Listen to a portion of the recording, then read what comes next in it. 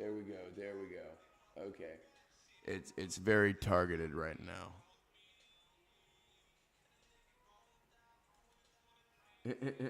Yep, that hot swap fixed it, but it also kind of fucked with OBS's capabilities. Let's see, load that up, and we're good. We're good now. Yeah, it doesn't even pick up the music because it's omnidirectional. Okay, that's pretty cool, actually. That's very useful. I'm gonna turn this slider up a little bit, and probably. Oh yeah, it's gotta be turned that way a little bit. That's why. That's why. That's it. That's why. Okay. So now we should be good on audio levels, and let's get back into this. So, like I said, welcome. This is the Too High podcast, everyone's favorite. Typically, I do split these off and break them up. Typically, there's, more like visuals and things of that nature. And typically, there's, more things going on.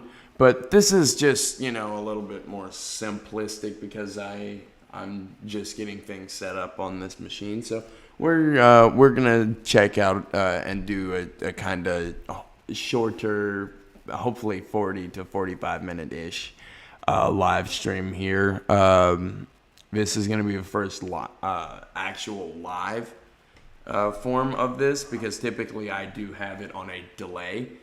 And so I can, go into it before a lot of people see different things and change a lot of it.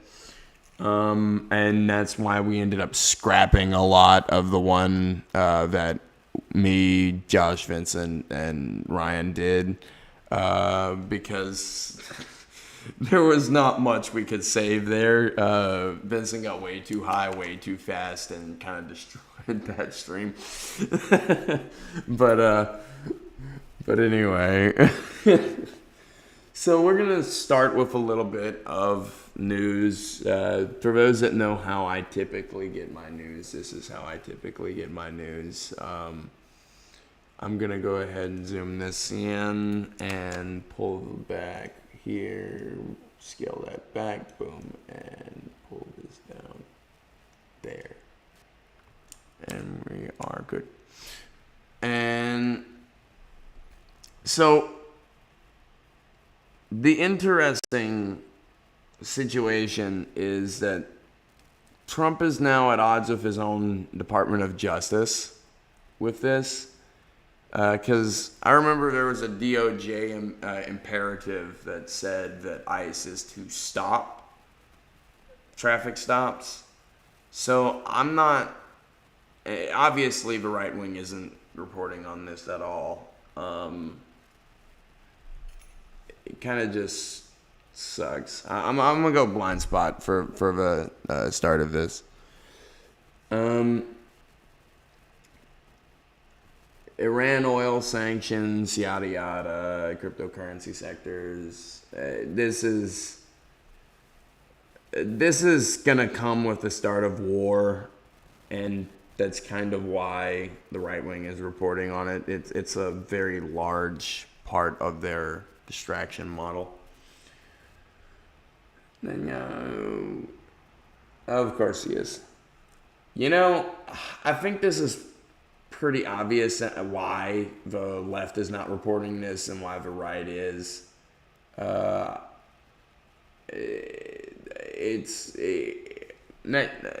The right loves Netanyahu, the left doesn't. It's just. But Netanyahu being set to appear at Lindsey Graham's funeral does not surprise me in the slightest.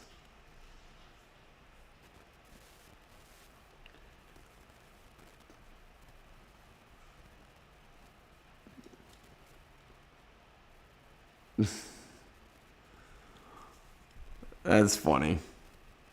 Blanche tells he's restoring trust. Okay.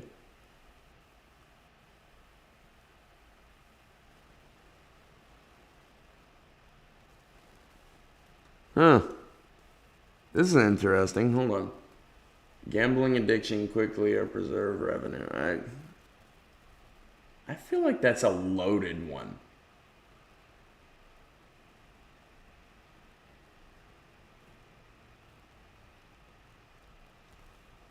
Release the report. Major gambling reforms, including banning credit card use for online bets. Wait, what the fuck?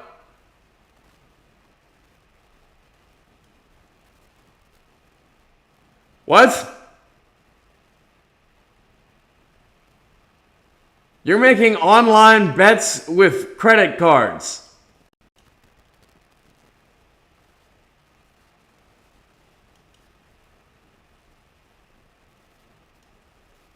Bro, I don't agree with banning shit, but that's a stupid financial decision.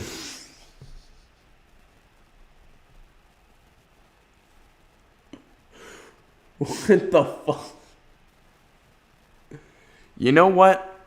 I'm going to shut up because I've seen people that take out loans for burritos, so. Anywho, 7.7 billion in gambling profits. Holy shit.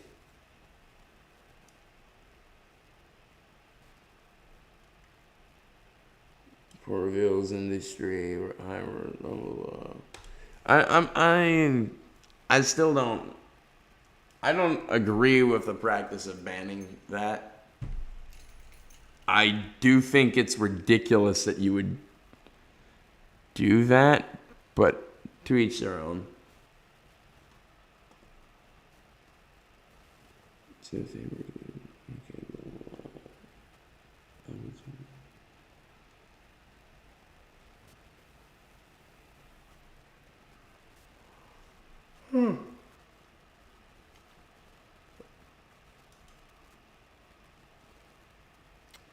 The U.S. is pulling out of Iraq. Hey, a rare win for the Trump administration.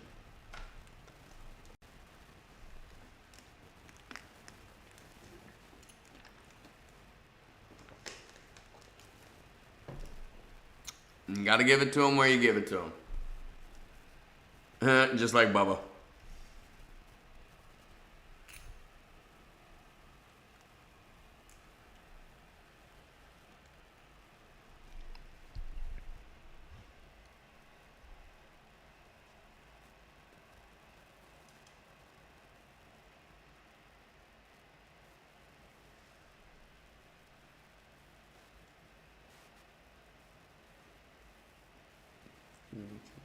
Oh.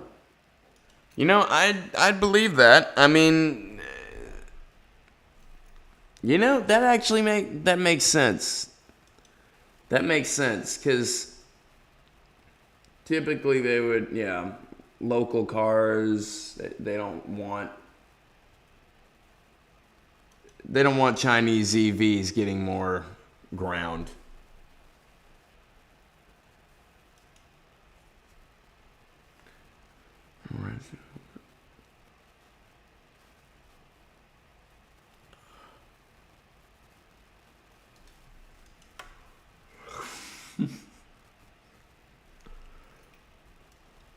I like that.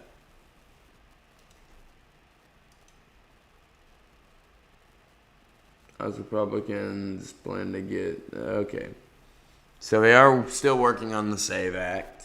I expected nothing less.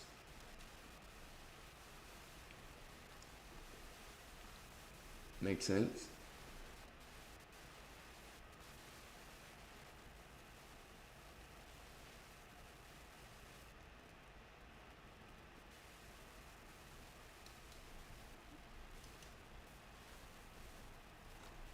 Yeah. Escalating war. As a pot-smoking hippie, I think you all understand where I stand on that.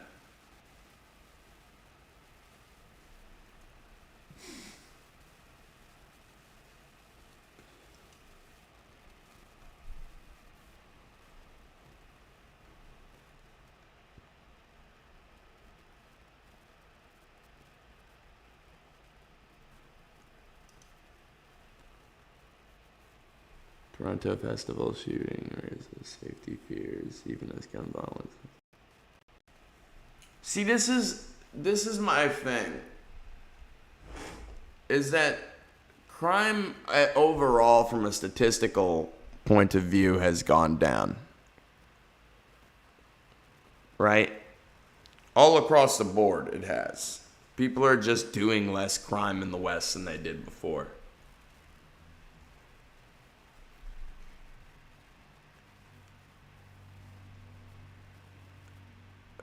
I think we know more about it, and it's more prevalent to us today because of social media,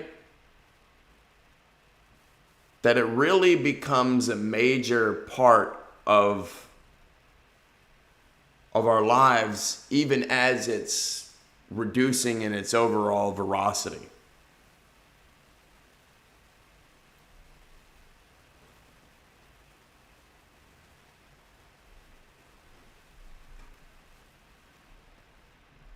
I mean, the interesting thing is that it gets more deadly nowadays, though. People are significantly less likely to just fight you now.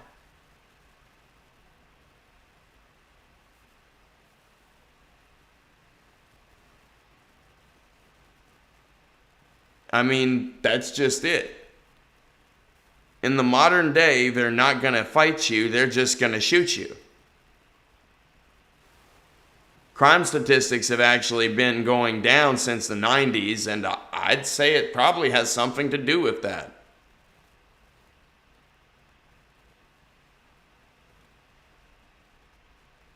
If you don't know if a person is going to hurt you,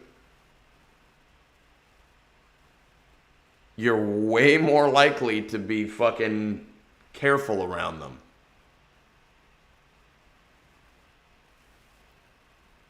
If you don't know whether they have the capability, you're much less likely to get out of hand.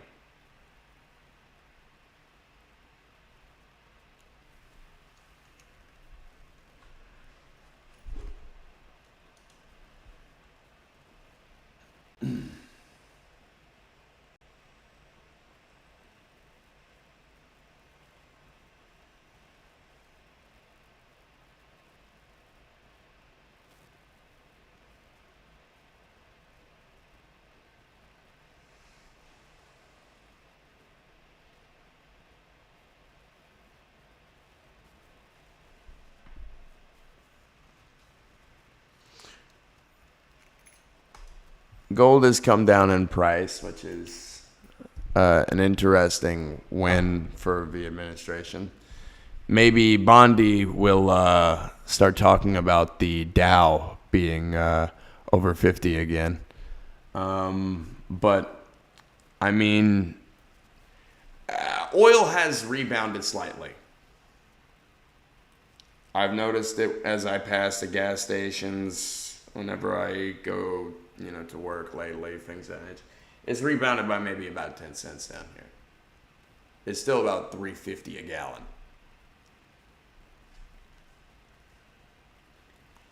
So, but that's a major, again, that's a major win for both the oil company and the individual in this situation. The individual is paying significantly less than they were a few weeks ago, but at the same time, the oil companies are still fucking making money.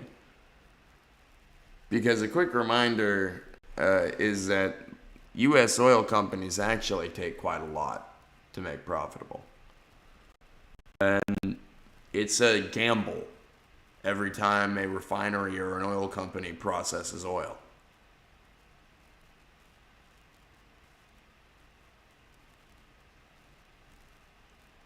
That type of stuff is very, very inconsistent. So it takes a very high amount to actually make a decent profit margin.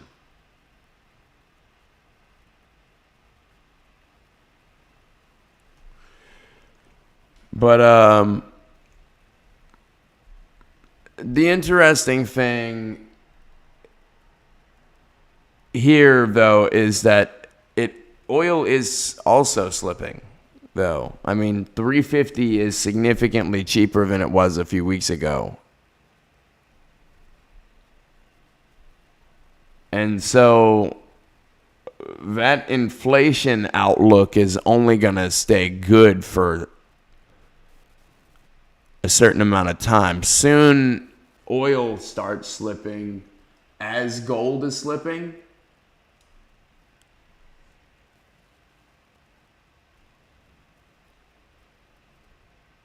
You start to see large-scale buyouts.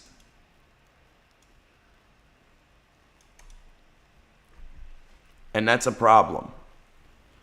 Because the United States doesn't necessarily work on a petrodollar state, but it basically still does.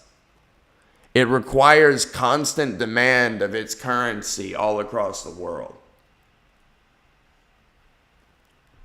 In terms of the United States, in order for us to be able to live our lives.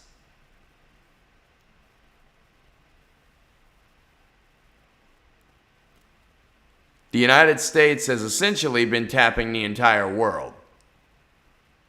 But here's the thing, that's exactly what every hegemon has done for years.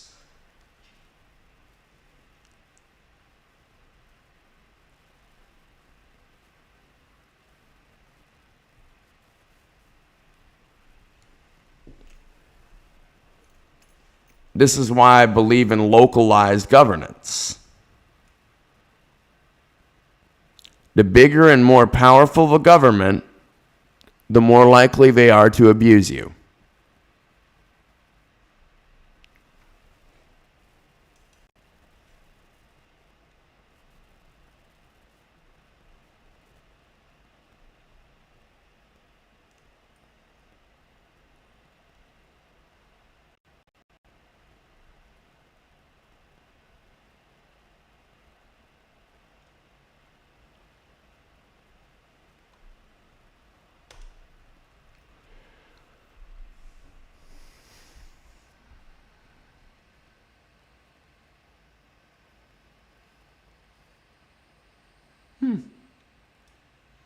I think this is an interesting one. I'm not exactly sure how I feel about it either. Because after primary, are you...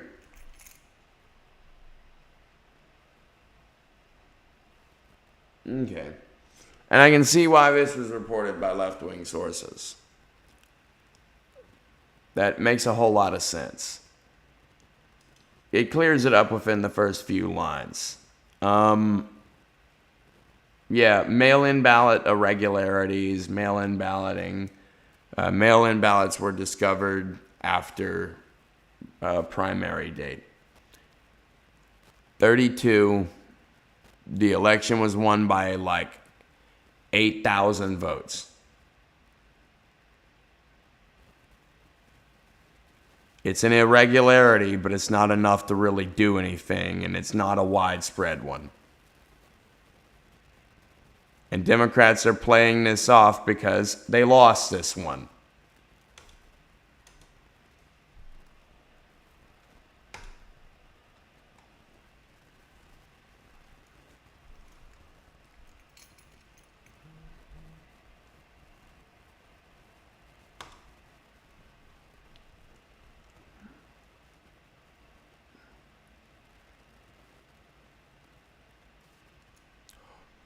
Oh, so crazy. The CDC stopped tracking a disease and then it fucking had an outbreak. We're going to see more and more of this. And it has nothing to do with Maha. The interesting thing is that the CDC decided to drop this, but keep a transgender surgery division. They made the quote-unquote necessary cuts that they wanted to make.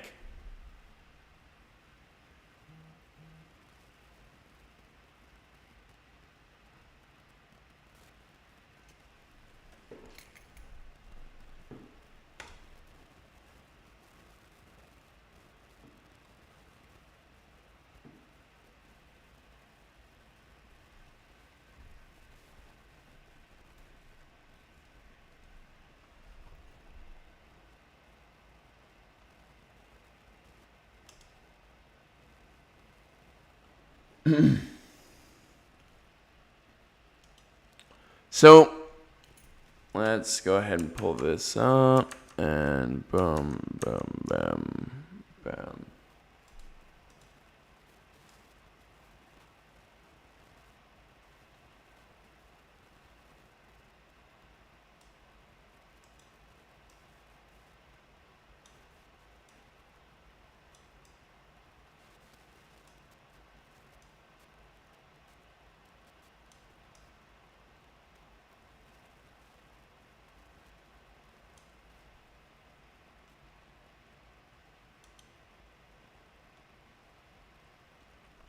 There we go. Reason should be among the wealthiest and most prosperous states in America. It truly just has so many Louisiana, by nearly all logic and reason.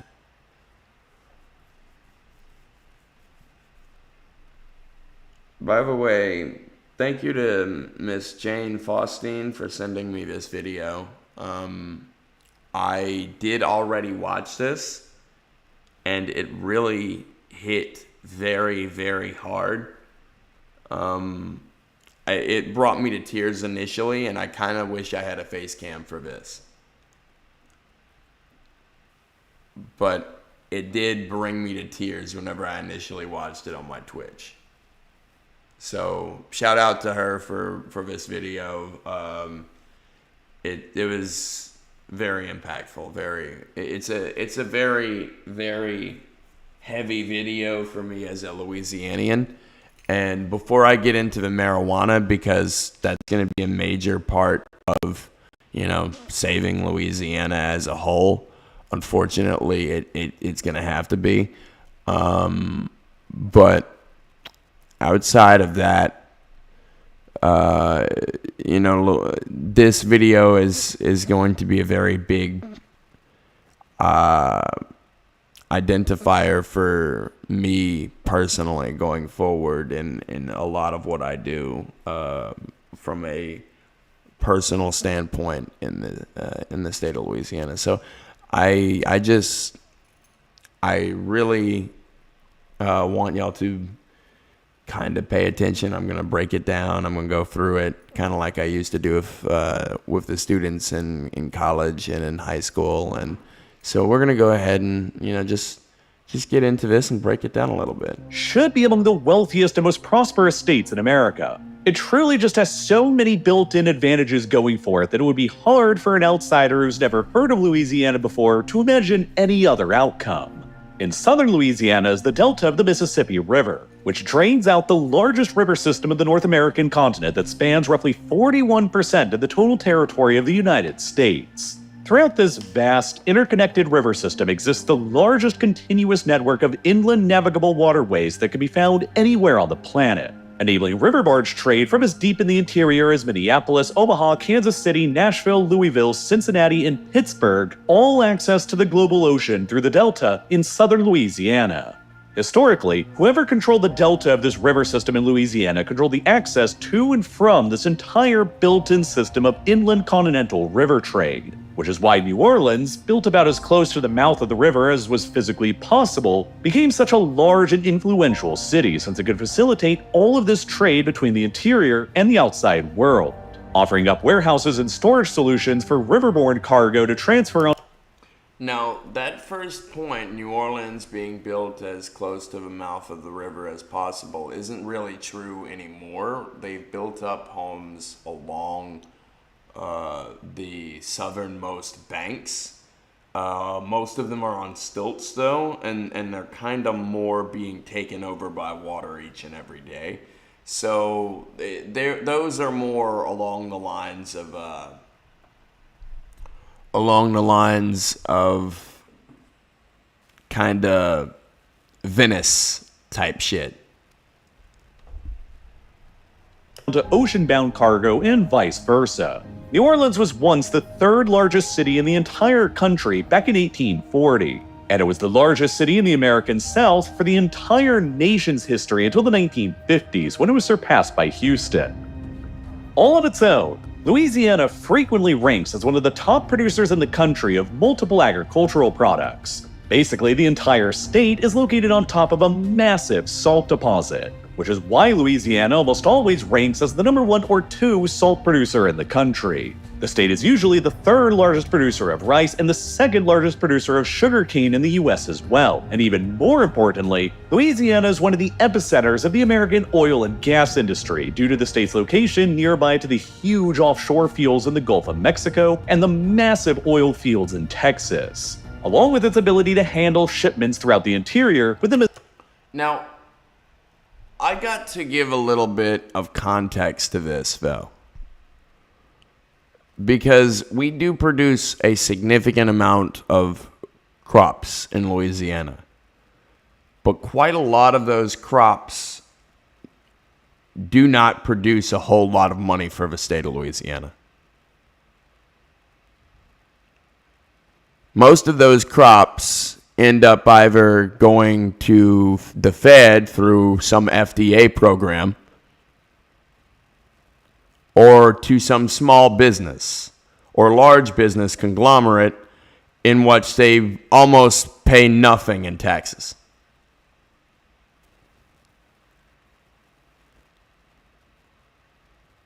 So while we do have large production industries in terms of fishing and agriculture, the overall economic output to the state government is relatively limited. Though from a cultural perspective, we do like to protect them very heavily.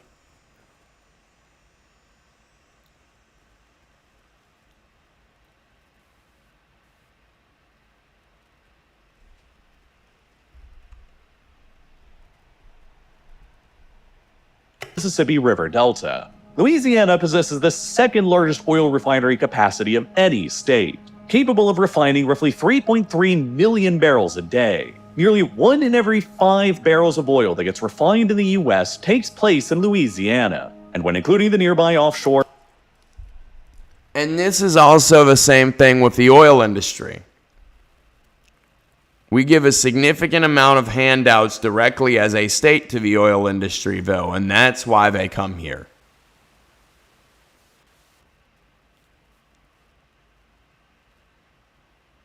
But that leaves a lot of money on the table for Louisianians.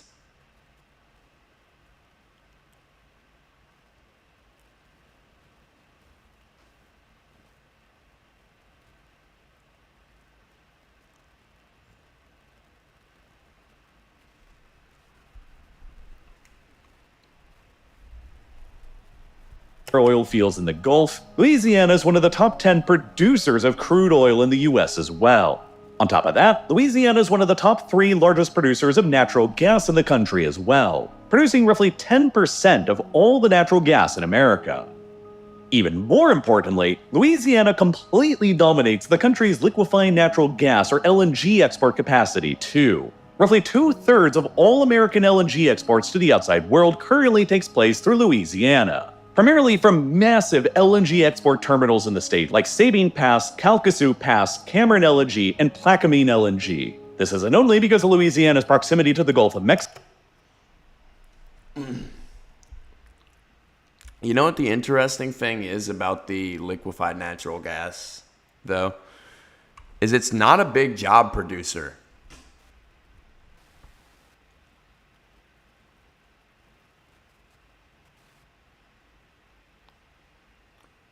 You see a lot more oil refinery and offshore drilling jobs than you do liquefied natural gas.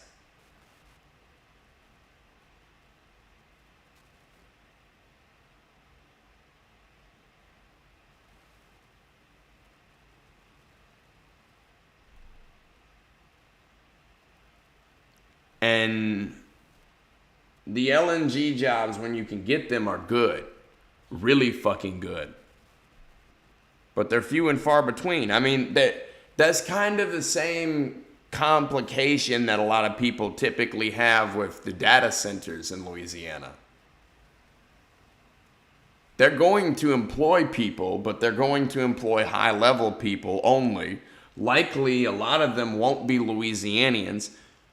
And so some Louisianians will benefit, Some in the construction part of it will benefit and then be able to be migrated to a different position.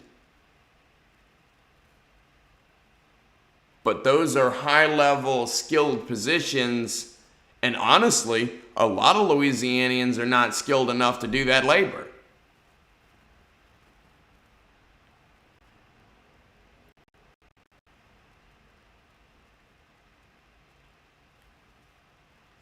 And that's kind of why Meta had to give a free program to people.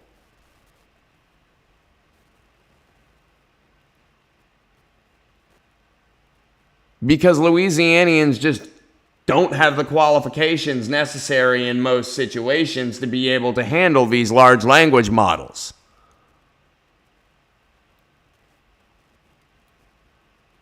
Or the manufacturing process to make them possible. Or the consistent maintenance of the data collection system.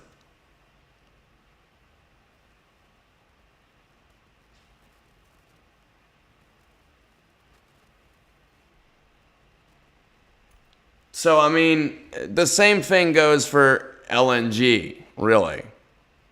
They import a significant amount of individuals from out of state currently because not a lot of people are trained in this state to do it yet.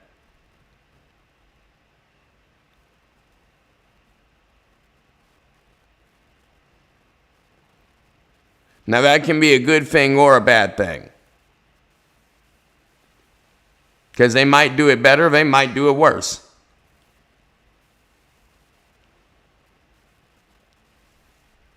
Mexico and huge shale fields and its vast refining infrastructure, and also because Louisiana is the epicenter of the American pipeline network as well. To give you just a sense of how central Louisiana...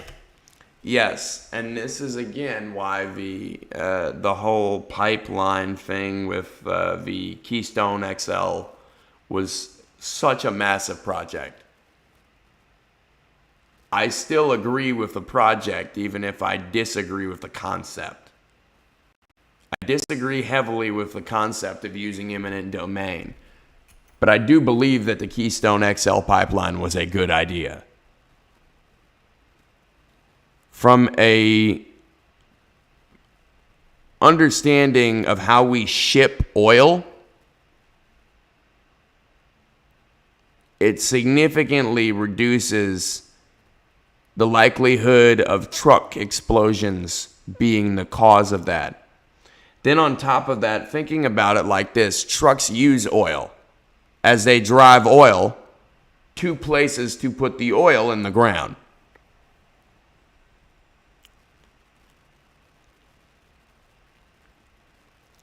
The pipeline uses a pump system.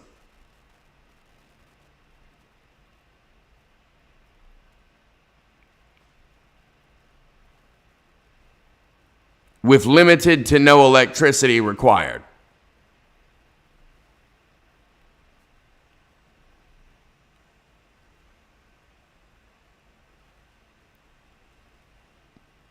If you're trying to be green, cleaning up an oil spill from a cracked pipeline here or there is significantly greener than constantly burning fuel to send fucking oil tankers everywhere.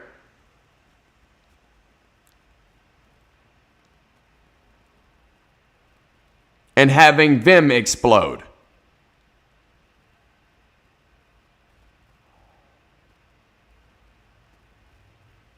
And then rail disasters have increased for some fucking insane reason. Specifically, it seems like with nuclear waste from large companies, but I digress.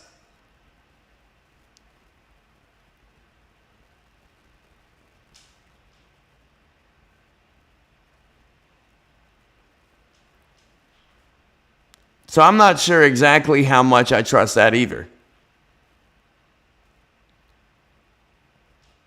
On an oil pipeline, it would shift directly downward.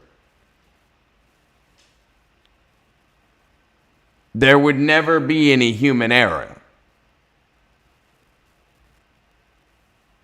Except for lack of maintenance.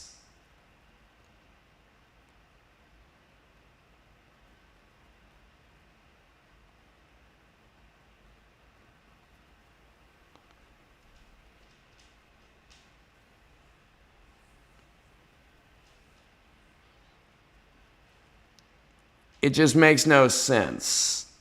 I've said this before. This whole focus against that is an interesting one, because I don't get it. I get the concept of eminent domain being used, and I oppose that, but I don't oppose the existence of the pipeline itself. That's not the issue. Is to this system. Consider this small town in the state that you probably never even heard of before now, called Erath.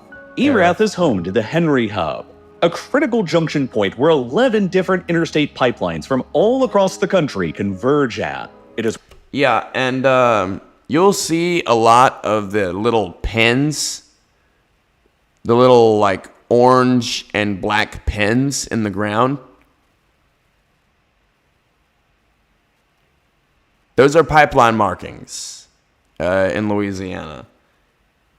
They have them all over the place.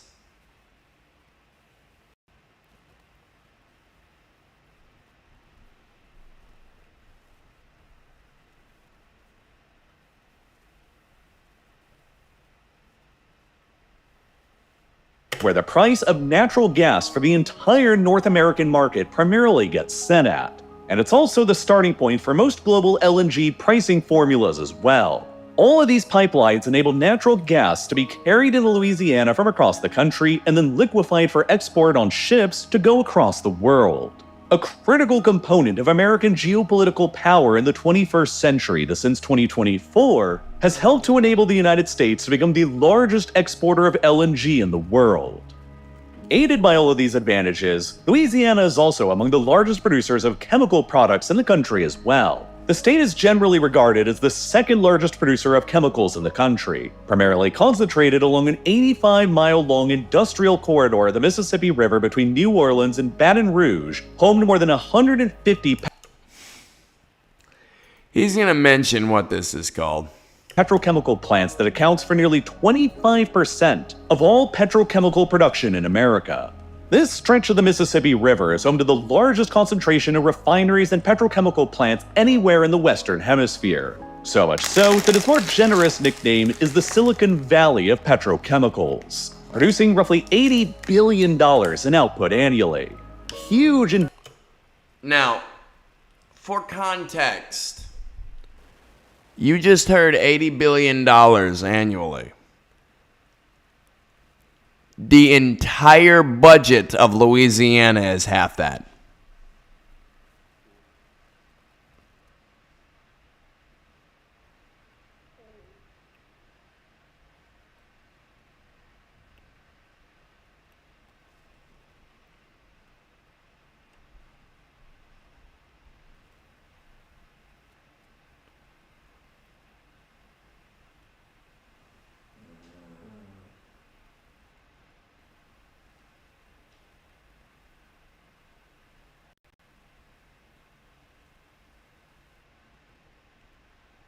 Investments from abroad into Louisiana's massive petrochemical and oil and gas industries have also made Louisiana among the top 3 largest per capita recipients of foreign direct investment in the U.S. since 2008 as well. And of course it is. Oil is strong and has been strong since 2008. So is liquefied natural gas. And now we're developing secondary and lab-made hydrocarbon fields.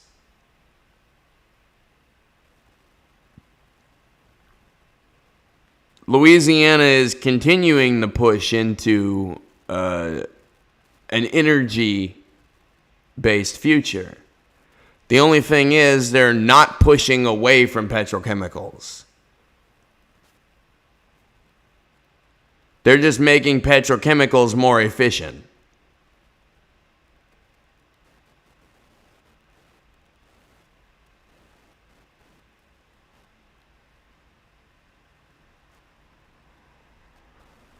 So I don't know exactly how I feel about that. Because it continues our reliance on petrochemicals.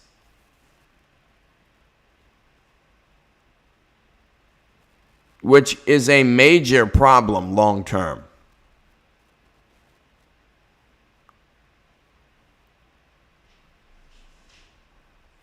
But it's research that does have to be done.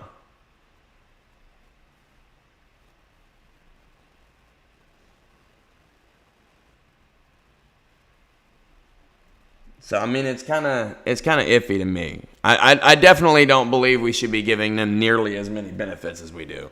We still haven't even talked about Louisiana's ports either. Because of all these geographic advantages and critical industries, Louisiana has by far the largest total port tonnage out of all of America's states today. Out of the top 15 busiest ports in America by port tonnage, Louisiana is home to 5 of them, including the 2nd and 6th busiest ports at the Port of South Louisiana and the Port of New Orleans. Compared to every other state, Louisiana has more port tonnage than Texas and more than double the port tonnage of California, who sits in 3rd place, which makes Louisiana the biggest port tonnage hub in the entire country. And yet, I'm going to let you know right now, that's also because of their ports lacks laws.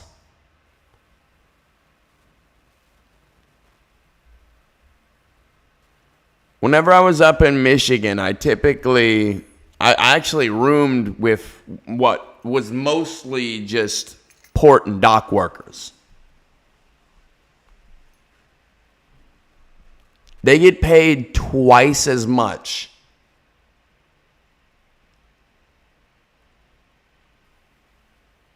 They have health benefits.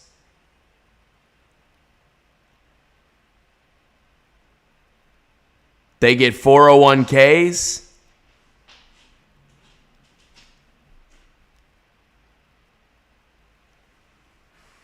As a guarantee of their employment. But again, here's the thing. It's also harder to find a job there. Our docks will hire almost anybody. Their docks require a college degree.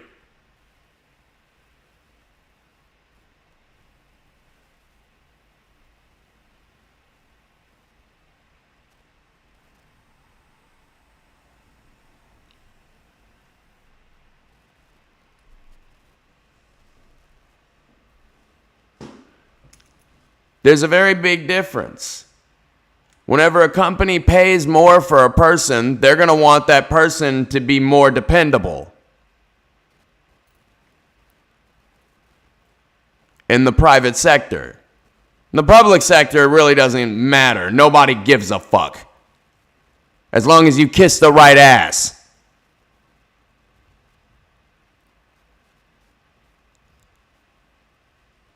despite all of these advantages and leads in numerous critical industries, and despite boasting a seemingly high GDP per capita of $74,000 that's even higher than Sweden, Louisiana is in reality one of the most deeply impoverished states in the Union, with arguably the lowest quality of life in the country that even rivals still developing countries. Going through just a few People call BR that Iraq. And we've been compared to Venezuela.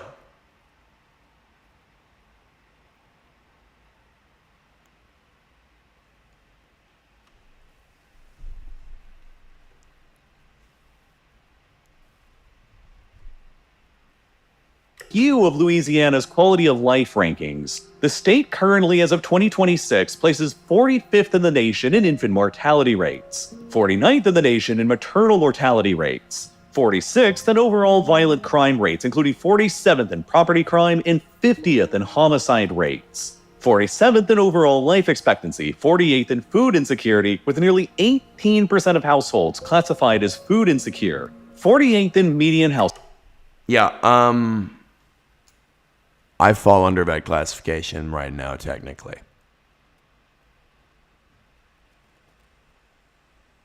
I would technically fall under the classification of food insecure.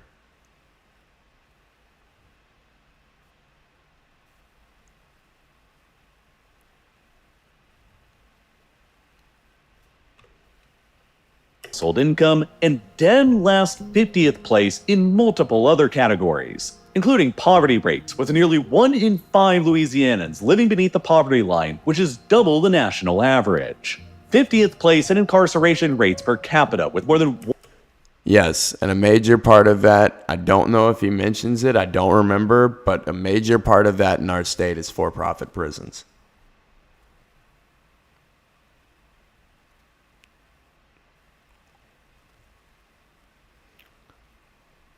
Anything we do that's bad, or that's even considered slightly out of the statistical norm, will get you slammed for years here on a fucking prison farm.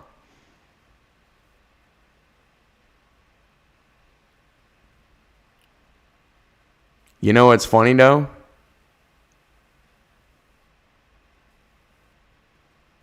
I know plenty of politicians here that hire young women under weird circumstances.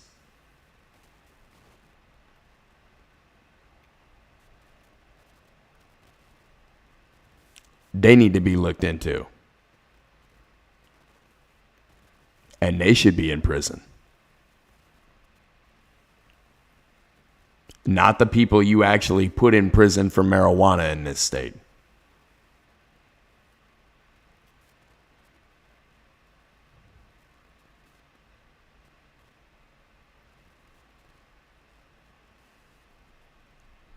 .1% of the state's total population currently in prison, 50th place in national reading scores, and 50th place in gender pay gap.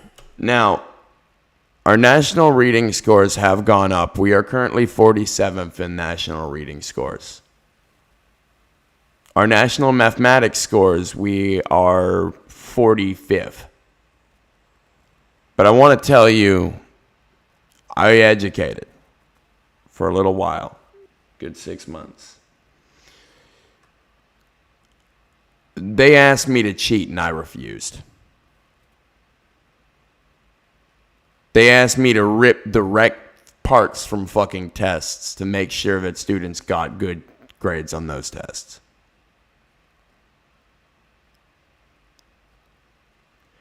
And I didn't go for it. But another teacher will. Always.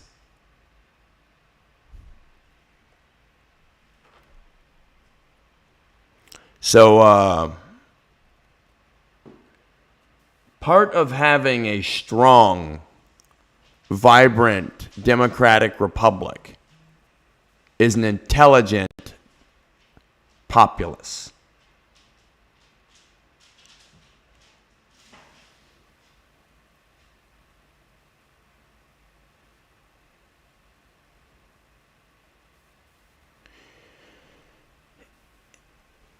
And unfortunately, we have a strong love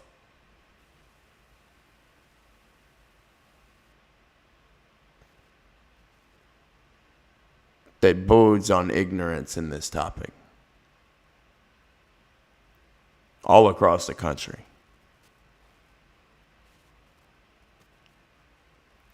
Because we always want to give teachers more, and I understand it. But a teacher needs to understand you also work half the amount of fucking hours that someone else works typically. You get, depending on the school district, 3 to 6 months off a year.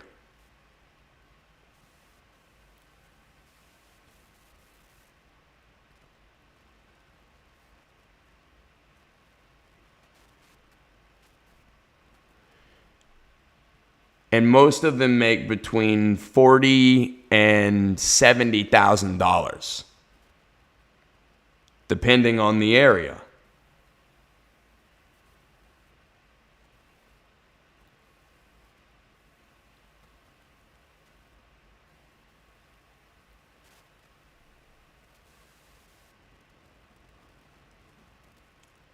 Think about if you worked 6 months a year making $70,000 a year. if you worked 12 months a year like a construction worker, you would be making $140,000.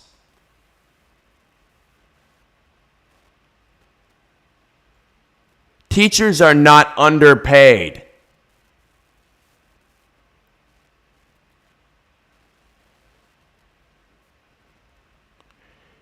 I, coming in with no license in Louisiana, made $52,836.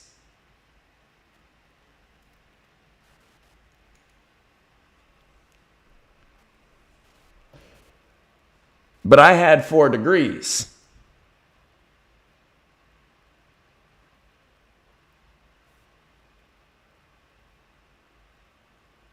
But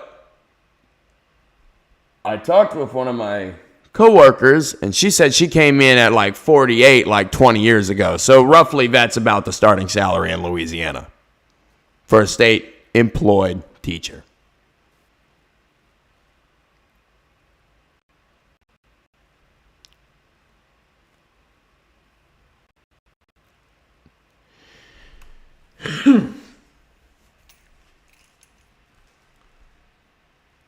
I got 5 months off, or I would have if I would have stayed on. All things said and done.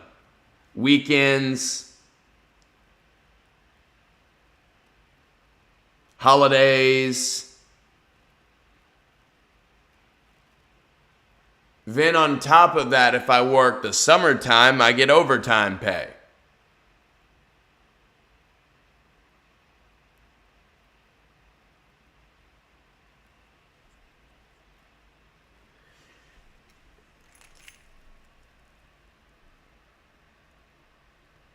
I speak this to say that you can easily survive off of a teacher's salary in Louisiana, supporting dozens of children,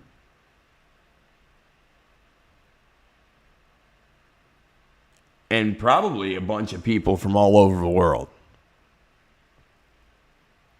I see all of these teachers that complain teaching at broken schools with students who can barely have their lights on and barely have food in the house while they're living in relatively nice homes and bringing them fast food instead of actually bringing them a real meal.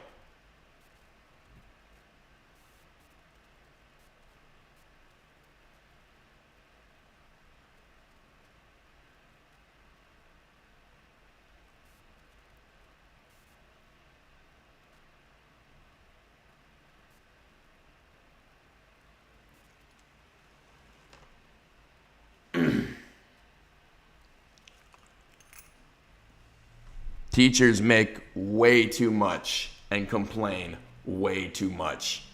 You are teaching the next generation.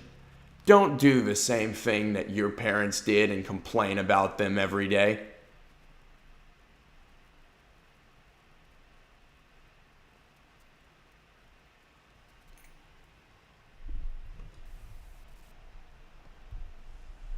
With men in the state earning nearly 37% more than women do on average.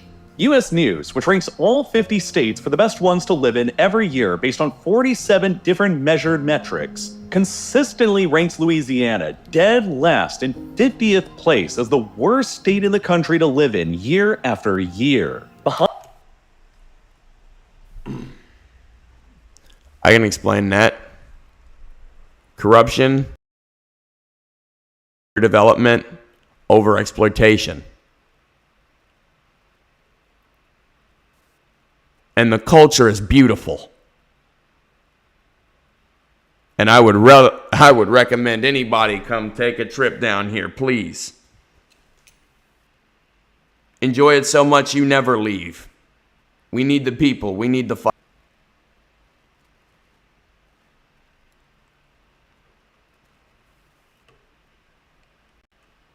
Find even neighboring Mississippi, who generally has the worst reputation. Louisiana's population is currently crashing as thousands more people leave than enter every year. while a newly published paper in the journal Nature suggests that due to multiple factors, the shoreline will likely migrate as much as 62 miles inland within only a few decades by 2070, which could end up stranding both New Orleans and Baton Rouge as dangerously exposed islands in the Gulf, which will also wreck the entire state's petrochemical and refinery industries that are located in between them and force hundreds of thousands of the region's residents to migrate elsewhere. And in order to... And I don't know if anybody remembers what happened in 2016. But I had a friend that I used to stay with. I guess I'd say not even a friend. He was a roommate for like a year. Most of that year, his family was with us.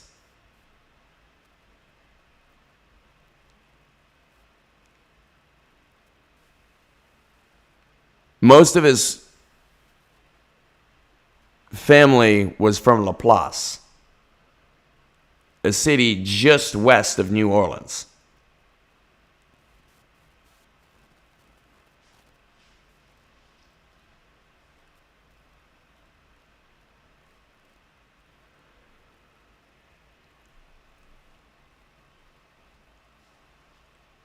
Because they have no proper real levee system,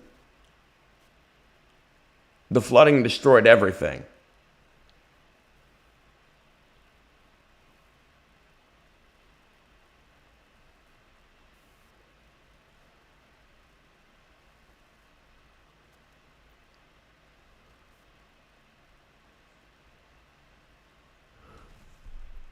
So I believe that wholeheartedly. And here's the thing. I said this whenever I was talking. I taught environmental science last semester. I said this whenever I was talking to my students.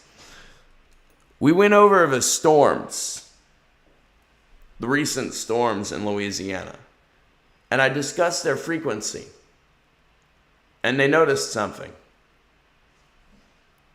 An increased frequency. But it's not because they have an increase in storms. Because it hasn't gotten consistently more and more frequent. The frequency is in danger.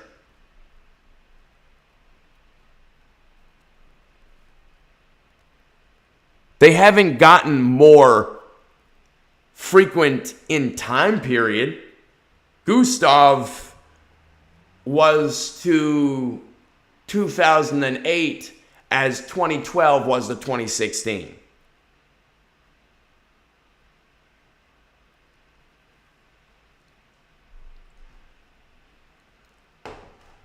But the intensity is getting harder because we're losing land mass.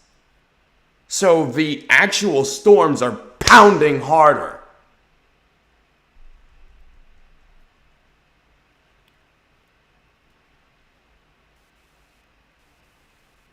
They're hitting different areas that they wouldn't hit before.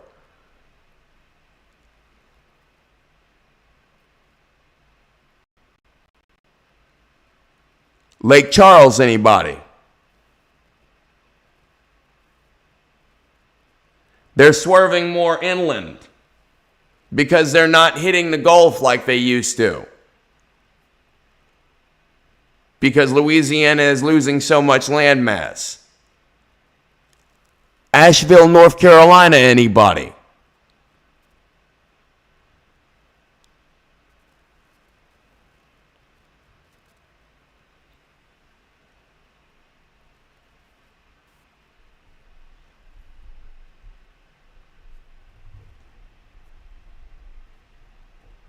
But not just that. A quick reminder that a lot of the eastern seaboard didn't even take these types of storms seriously.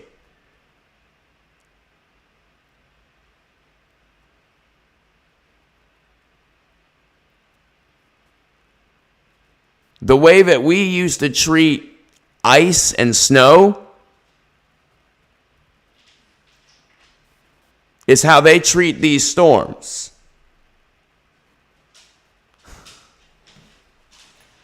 It ain't shit. Then it happens and it shuts down your entire state.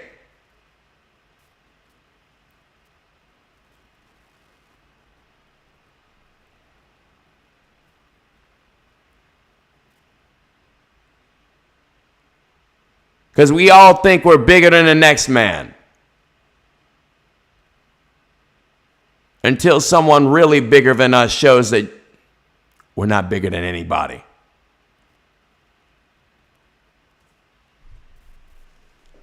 Understand how Louisiana can simultaneously be home to such wealth in terms of resources and geographic advantages, and such poverty in terms of quality of life rankings, and why significant amounts of the state might vanish completely within our own lifetimes, it helps first to understand how Louisiana's political situation differs dramatically from any other state in the country, because a large amount of Louisiana's ailments all stem out from this.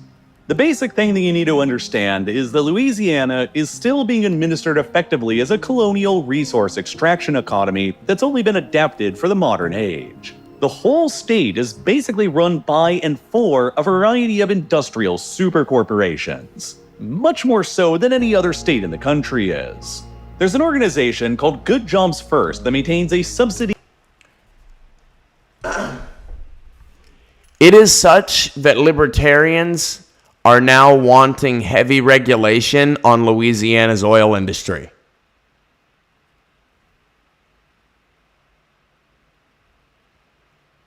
A group that never wants regulation wants Louisiana's oil companies to be punished.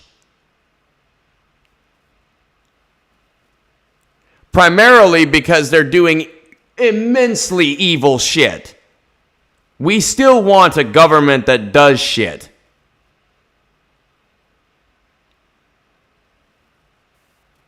Whenever you're pumping your fucking people with poison, of course, you can't really blame this government, can you? Look at what they're feeding us.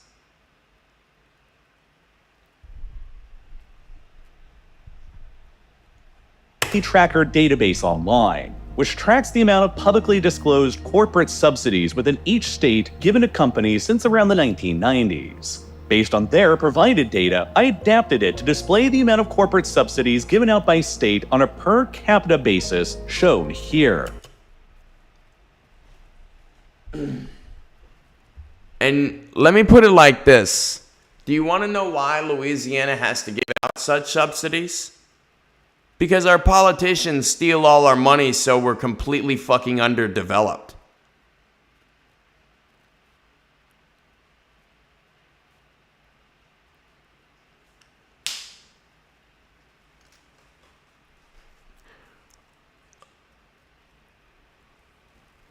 That's the honest answer. No state even comes close to us on this realm. And again, I as a libertarian typically do not have an issue with business. But libertarians have a very, very large problem with picking winners and losers.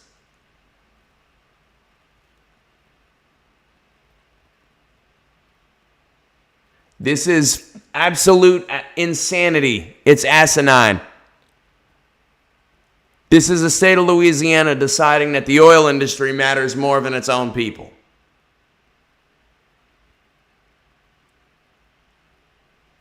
And it's because, again, as it's stated, it's still a colonial resource extraction economy.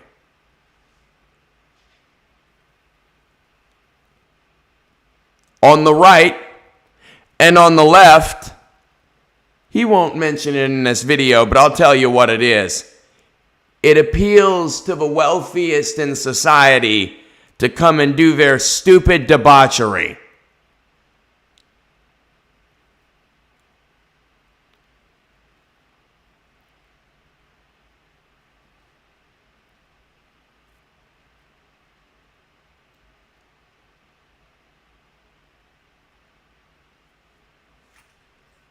Our state has a large fucking problem.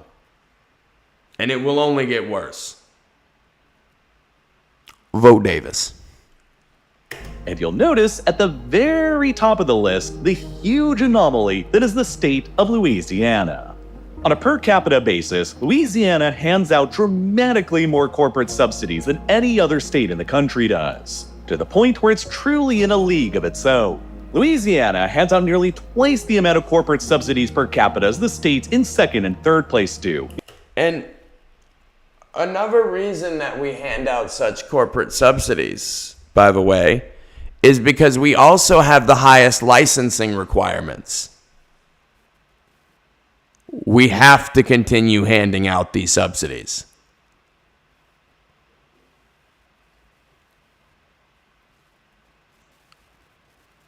We are underdeveloped. We have heavy requirements for everything. And most of those requirements are unlike any other state. The only way to get past them, bribery or good old boyism.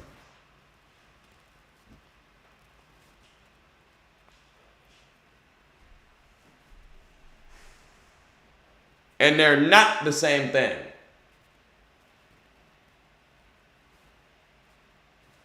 New Jersey and New York, and it hands out nearly 9 times the amount as the US nationwide average. And 80% of all these corporate subsidies that the state of Louisiana has handed out over the years have come through a single unique and obscure program in the state that's known as the Industrial Tax Exemption Program, or the ITEP, the largest corporate subsidy program in America. Started all the way back in 1936, the ITEP granted a state-level board called the Louisiana Board of Commerce and Industry the extraordinary authority to approve corporate exemptions from local property taxes. Without any approval, say, or even knowledge from the local authorities who would be impacted the most. Now, this is what I'm talking about. I am anti-property tax, but it's going to keep going. Negatively by those exemptions like municipalities, parish governments, sheriffs, and school boards. This broad authority granted to the state-level board to approve local property tax exemptions for corporations statewide without any input or say from local authorities was unique in America. And it's a system that lasted completely unchanged and little noticed in Louisiana for decades until very recently in 2016. Between 1998 and 2016 alone, when the ITEP was finally reformed, 16,923 applications for corporate property tax exemptions were submitted under the program, and only 8 of them were ever rejected by the board, giving the whole process a ludicrous approval rating of 99.95%. Practically any company that applied for any property tax exemptions under the program was granted an automatic approval for decades. And these exemptions could cover up to 100% of a corporation's applied for property for up to 10 years. According to a 2016 analysis that was conducted by the Institute for Energy Economics and Financial Analysis, a nonprofit based in Ohio, about 63% of all industrial property statewide across Louisiana, valued at about $45 billion, was completely exempted from property taxation because of the ITEP program, including significant percentages of the property values of massive and extremely expensive industrial plants owned by companies like ExxonMobil, Shell, DuPont, and others. Because of the ITEP, it was estimated in 2016 that Louisiana's local authorities like school districts, sheriffs, and municipalities were losing out on around $720 million per year of corporate property tax income that they otherwise would have been receiving without the ITEP.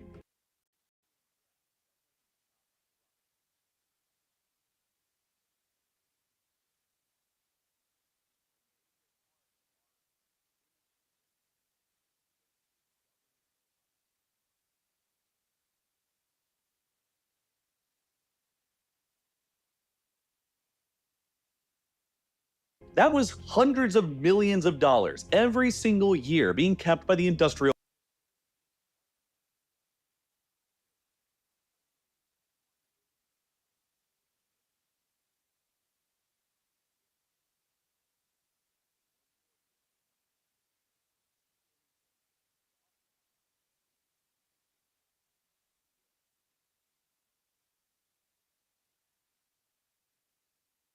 corporations in Louisiana, and hundreds of millions of fewer dollars every single year to help fund Louisiana's public services and needs like schools, police, fire, hospitals, libraries, and infrastructure.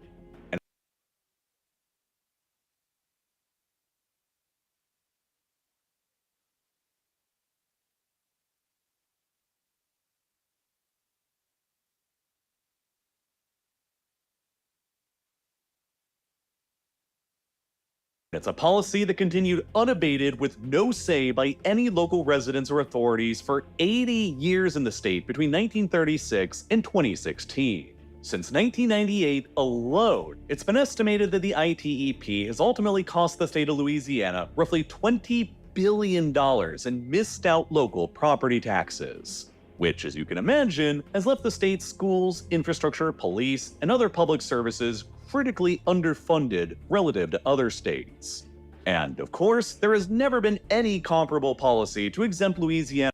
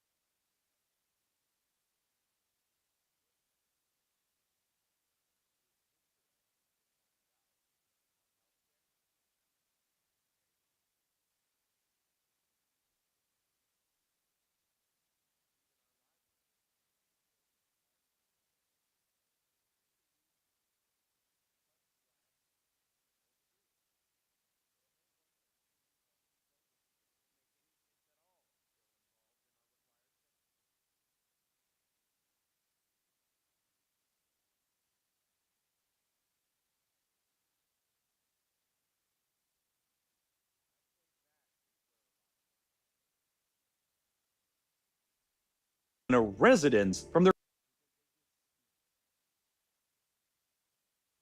own residential property taxes. And in order to help offset some of the difference, Louisiana employs a crushing sales tax rate that averages 10.11% statewide, the top number one highest sales tax burden in the entire country, that is borne more by the lower and middle classes in the state, since purchases of taxable goods represent a higher share of their total income than the upper classes.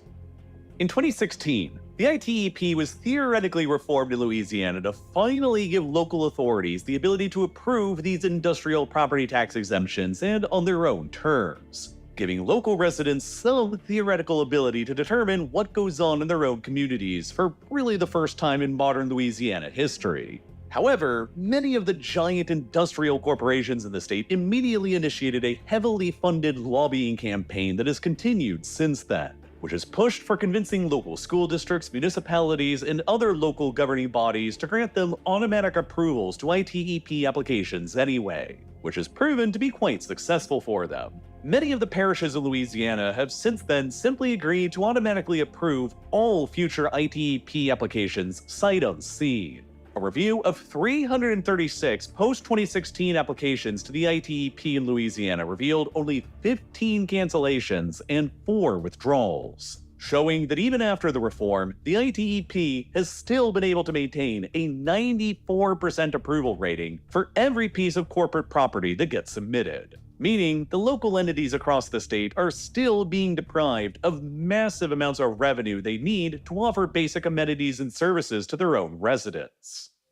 And remember when I said earlier that the more generous nickname of that 85-mile stretch of petrochemical plants and refineries between Baton Rouge and New Orleans was the Silicon Valley of petrochemicals? Well, the much more common and less flattering nickname for this region that many more people know it by is Cancer Alley, due to the hugely elevated environmental risks posed to the region's local residents because of all of the polluting emissions emitted by the hundreds of petrochemical plants and oil refineries that are located all around them. The risk of contracting cancer from industrial air pollution has been estimated to be more than 7 times the national average in Cancer Alley, which is the highest risk anywhere in North America. Residents of Cancer Alley can expect low birth weight rates more than triple the nationwide average, preterm births nearly 2.5 times the national average, and severe respiratory ailments in addition to the dramatically higher risks of developing cancer. And all of this is borne on a local population in the region that is also largely black, which have led to accusations of the state committing environmental racism. 2/3 of all of Louisiana's annual greenhouse gas emissions come from Cancer Alley, and the situation is so bad that representatives of the UN have unironically referred to the area as a sacrifice zone and as a violation of human rights. The development of all of this petrochemical and oil refinery industry between Baton Rouge and New Orleans took place shortly after the end of the Second World War, and were most often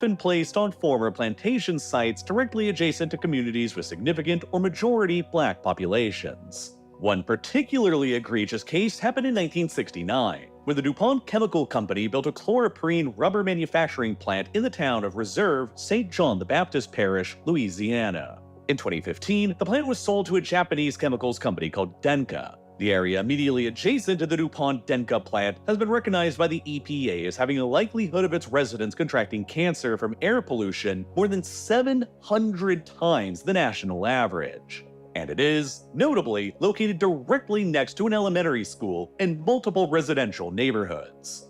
Production at the plant only halted in May of 2025, just a year ago.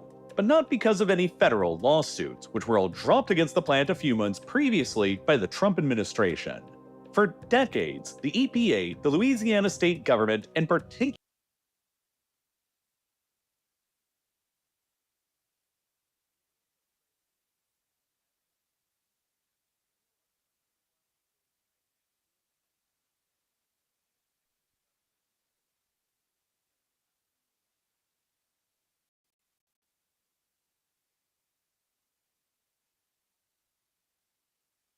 the Louisiana Department of Environmental Quality, have all repeatedly failed to address the harms caused by the industrial development of Cancer Alley, by refusing to enforce even the most minimum of environmental standards set by the federal government within the state. And a lot of this, from the ITEP policies effectively plundering Louisiana's tax base to the environmental catastrophe that came out of the development of Cancer Alley, stems from the fact that Louisiana's politics are just really, really corrupt. To give you just a sense of the scale of the corruption problem in the state, consider a report that the Cato Institute released last year in 2025, which measured convictions for public corruption by state on a per capita basis between 2004 and 2023. That report concluded that Louisiana is the top most corrupt state in the nation, with a rate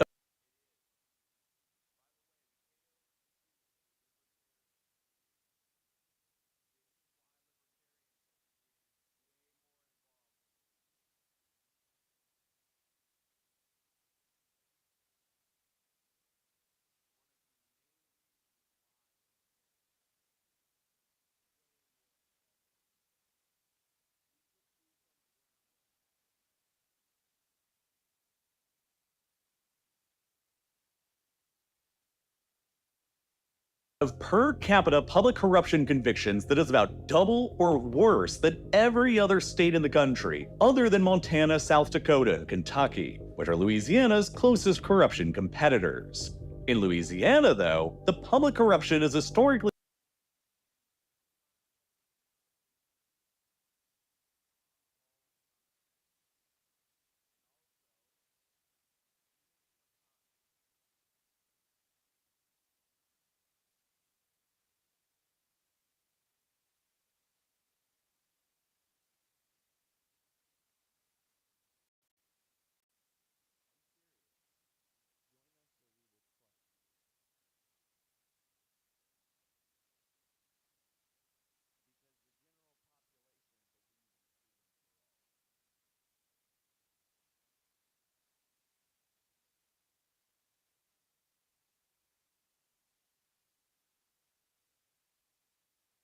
extended throughout the entire system, from sheriffs to mayors to congressmen to governors. And there are some very notable and colorful examples from history. Richard Lecce, a former governor of Louisiana between 1936 and 1939,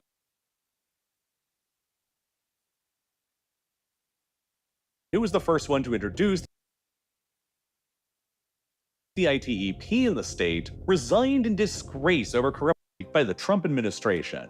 For sites directly adjacent to communities with significant or majority black populations. One particularly egregious case happened in 1969, when the DuPont Chemical Company built a chloroprene rubber manufacturing plant in the town of Reserve, St. John the Baptist Parish, Louisiana. In 2015, the plant was sold to a Japanese chemicals company called Denka. The area immediately adjacent to the DuPont Denka plant has been recognized by the EPA as having a likelihood of its residents contracting cancer from air pollution more than 700 times the national average.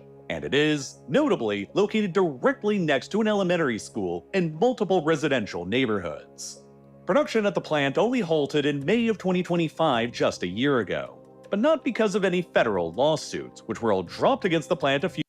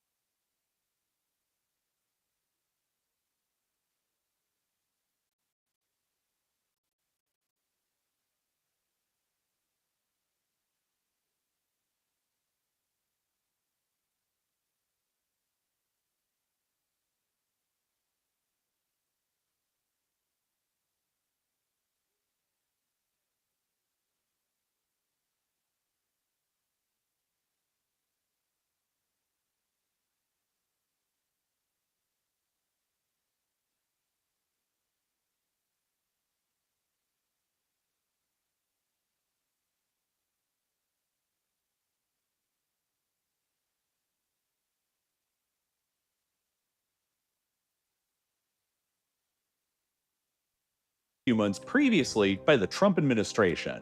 For decades, the EPA, the Louisiana state government, and particularly the Louisiana Department of Environmental Quality have all repeatedly failed to address the harms caused by the industrial development of Cancer Alley, by refusing to enforce even the most minimum of environmental standards set by the federal government within the state.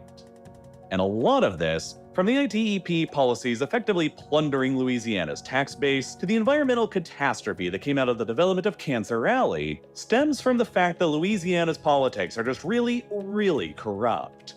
To give you just a sense of the scale of the corruption problem in the state, consider a report that the Cato Institute released last year in 2025, which measured convictions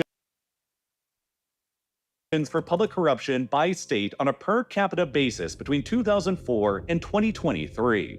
That report concluded that Louisiana is the top most corrupt state in the nation, with a rate of per capita public corruption convictions that is about double or worse than every other state in the country, other than Montana, South Dakota, and Kentucky, which are Louisiana's closest corruption competitors.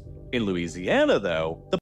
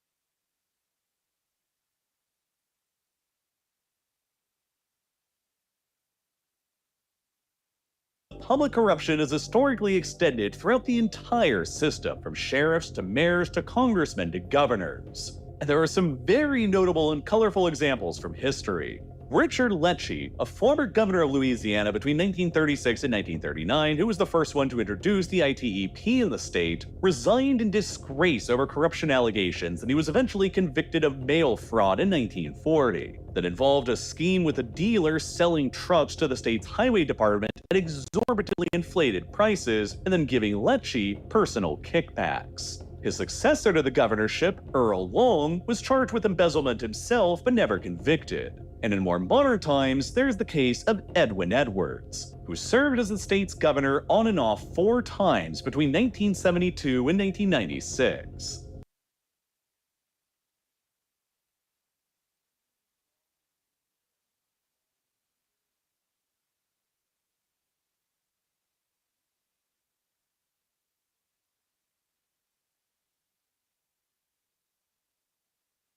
His entire time in office was dominated by an almost endless stream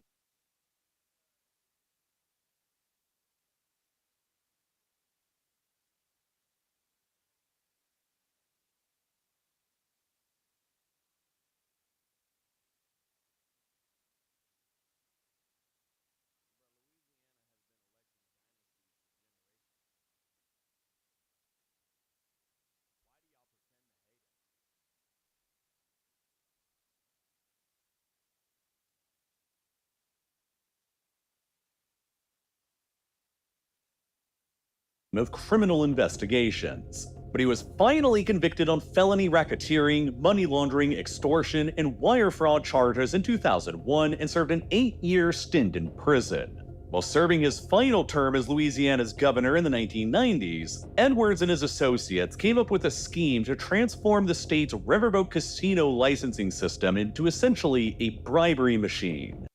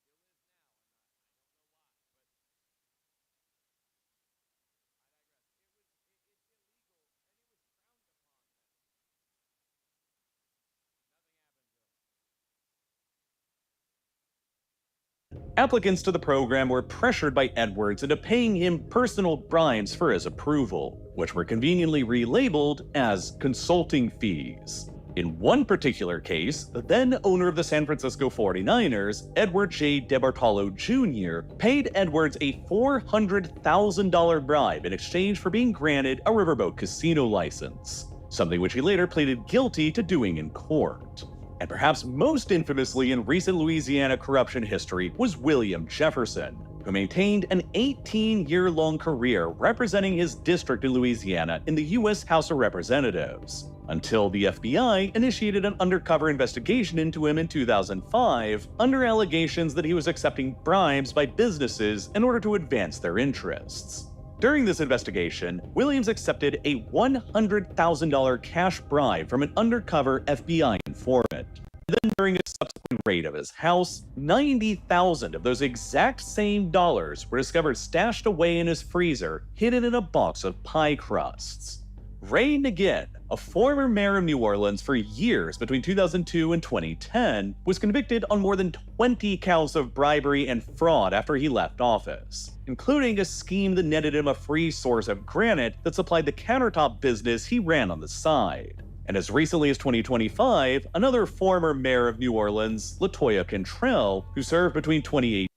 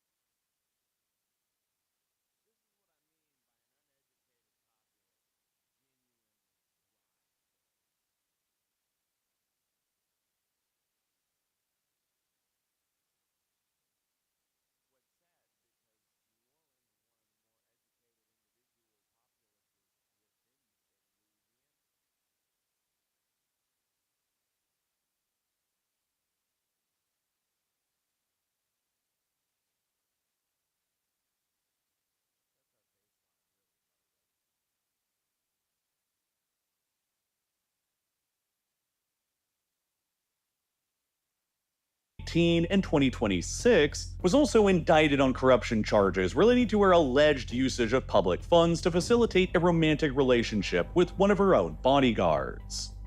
The history of corruption within the state is extremely deep-rooted and pervasive, and it's a very difficult problem for anyone honest to actually solve.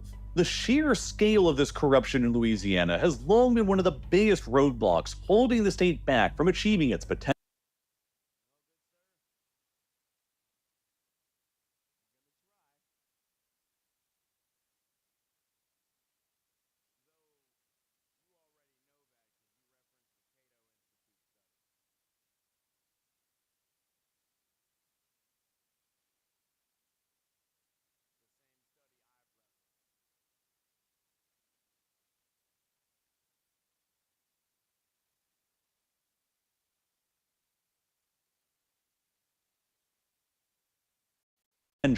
And a very long history of policy mistakes and errors made by this leadership over the generations have also helped contribute to the state becoming arguably the most dangerously exposed place anywhere in the world today to the modern threat of climate change, which is now the biggest existential threat to Louisiana's future existence. You see, the Mississippi River itself isn't a static fixture of geography. It's actually a living, moving thing, and over the eons of history, it has been constantly shaped and molded by natural forces like erosion, floods, earthquakes, tectonic movements, and more recently, even man-made alterations. It has naturally meandered around its current route for millions of years, and there is ample geologic evidence to suggest that it switches to a newer, shorter route out to the Gulf of Mexico roughly once every 1,000 or so years. And the last time that the Mississippi shifted course to its current route was around 1000 AD, which, as you can immediately tell, was roughly 1,000 years ago. Since the river drains a massive area equivalent to about 41% of the entire US, the river usually brings a colossal amount of sediment from across the interior of the continent to the wetlands of southern Louisiana, which gets deposited through floods and helps to build up and nourish the muddy, marshy wetlands that southern Louisiana is well known for. The muddy land just barely above sea level that the sediment helps form naturally subsides and sinks beneath the sea over time.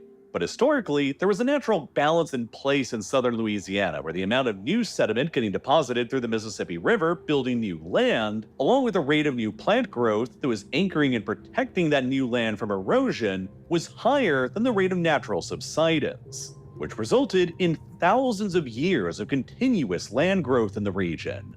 However, this natural balance in southern Louisiana began being severely and irreversibly altered by humans around a century ago in the early 20th century. In order to protect the growing community's economic and industrial infrastructure that was going up all along the lower Mississippi's banks, a series of enormous levees utilizing industrial technology were constructed along the river beginning in 1928. Which effectively straitjacketed the Mississippi and prevented it from flooding out as much as it otherwise would have. The problem with doing this is that it directly eliminated the ability of the river to continue replenishing the coastal wetlands around the delta with the sediment it needed to continue growing or to even remain stable. Rather than being deposited across the wetlands through floods, the levees forced almost all of the river sediment out of its mouth and directly into the Gulf of Mexico, effectively wasting it in the process. And then there was the matter of the Mississippi River itself wanting to shift its course again after the 1,000 years running the same course started expiring in the late 20th century. By the 1950s, it became obvious to civil engineers that the Mississippi was naturally wanting to shift its course just north of Baton Rouge towards the Atchafalaya River instead, which by that point was a shorter, steeper, and more efficient route for the river to take into the Gulf. Without human intervention, the Mississippi was projected in the 1950s to fully shift over to the Atchafalaya by the 1990s. However, were that to ever happen, it would eliminate the usefulness of both New Orleans and Baton Rouge as ports with no possible replacements in the new channel, since the new delta would be in a much shallower location. It would be disastrous for the petrochemical and refinery industries dotted along the river between Baton Rouge and New Orleans. It would completely wipe out Morgan City, home to more than 10,000 people, which is basically already surrounded by water. It would eliminate the freshwater supply to the entire New Orleans metro area, and it would sever all of the critical oil and gas pipelines in Louisiana that run to the East Coast. In other words, it would be absolutely catastrophic for just about everyone involved. So, the U.S. Army Corps of Engineers built the Old River Control Structure in the early 1960s to force the Mississippi to continue flowing down its historic course past Baton Rouge and New Orleans. The consequence, however, was that the Old River Control Structure blocked even more sediment from upstream reaching the Mississippi Delta further downstream, while it also created a single point of critical infrastructure failure within the state. Likely the most vulnerable single place in America to a supervillain or a terrorist attack, were the Old River Control Structure ever destroyed, it would immediately result in the destruction of all of the communities in Louisiana between Baton Rouge and New Orleans and the state's entire petrochemical and refinery industries. Then, even more sediment became trapped behind the dams and locks that were built along the Mississippi, Missouri, and Ohio rivers even further upstream, and, as a result, since 1850, the amount of sediment even reaching the lower Mississippi at all has been reduced by about 70%. And most of that remaining amount is wasted by being dumped into the Gulf of Mexico because of the levees. Without any of the sediments contributing to the growth of the land since the late 1920s and the natural balance broken, the rate of erosion and subsidence has taken over instead, and huge areas of coastal Louisiana have been simply sinking for nearly a century now. Then, to make matters even worse, multiple other man-made factors have only exacerbated the pace of coastline loss in southern Louisiana as well. Thousands of miles worth of canals were dug across southern Louisiana by the oil and gas companies to further accommodate their energy infrastructure and extraction and to aid with navigation. which had the unintended consequence of allowing salt water from the ocean to penetrate ever deeper into the freshwater ecosystems of the wetlands and hastening their destruction. Then, the BP Deepwater Horizon oil rig explosion in 2010 took place just offshore of coastal Louisiana and resulted in the largest oil spill ever in world history, devastating hundreds of miles of the fragile coastal environment of southern Louisiana even further. And then there was the ill-thought-out plan in the 1930s when fur traders in Louisiana were allowed to introduce the nutria for trapping, a semi-aquatic rodent that sorta looks like a beaver that's originally from South America. A hurricane that struck Louisiana in 1940 caused many of these nutria to escape from their enclosures, along with several other trappers who simply released them into the wild, which then were able to quickly proliferate into a feral population of millions who adapted extremely well to the marshy environment. The problem with the nutria is that they don't just eat plants above the ground. They also rip out entire root systems in the process, which in the coastal wetlands of southern Louisiana destroys the local vegetation's ability to anchor the soil and prevent erosion, which only further exacerbates all of the other problems. The nutria problem got so bad that by 2002, the Louisiana state government introduced a bounty system on them that has remained in place ever since. Hunters and trappers can earn $6